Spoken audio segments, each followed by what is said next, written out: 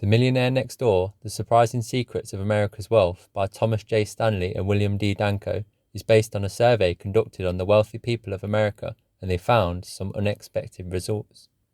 The authors were surprised to discover that real millionaires aren't anything like what people would stereotypically imagine.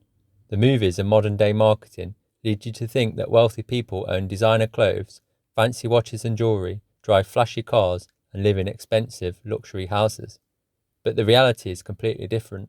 The authors found that typical millionaires did not stand out. They were generally self-employed professionals or small business owners of blue-collar, boring services like plumbing contractors, farm operators, and pest control businesses, etc. The families live well below their means, wear inexpensive clothes, drive reliable American-made cars, often buying second-hand and keeping them for long periods of time. They live in modest homes that they can comfortably afford. They are typically well educated and believe that education is very important to their children. Average millionaires are very disciplined investors, investing at least 20% of their household income into investments such as the stock market and real estate. The authors compared the millionaires and categorized them as either PAWs, prodigious accumulators of wealth, or UAWs, under-accumulators of wealth. UAWs have a low net worth in relation to their income. PAWs have a high net worth in relation to their income. UAWs are typically well-educated professionals with high-paying and high-status jobs such as doctors and lawyers, etc., who feel the social pressure to display a high-status lifestyle.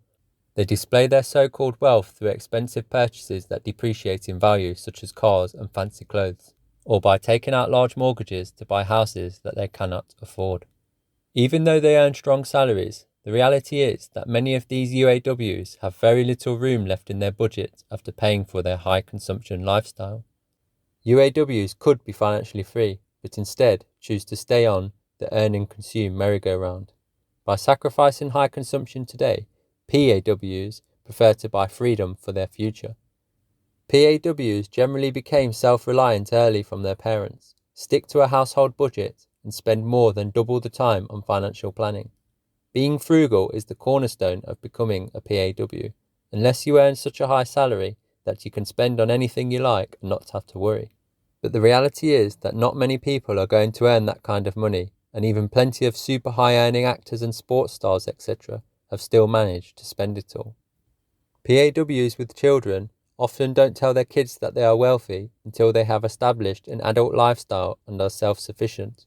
They teach their kids that good health, longevity, happiness, having a loving family and friends are more important than money. So which one do you want to be? Stuck in the rat race spending paycheck to paycheck whilst pretending to be wealthy, or to build true wealth? For me, it's a simple answer.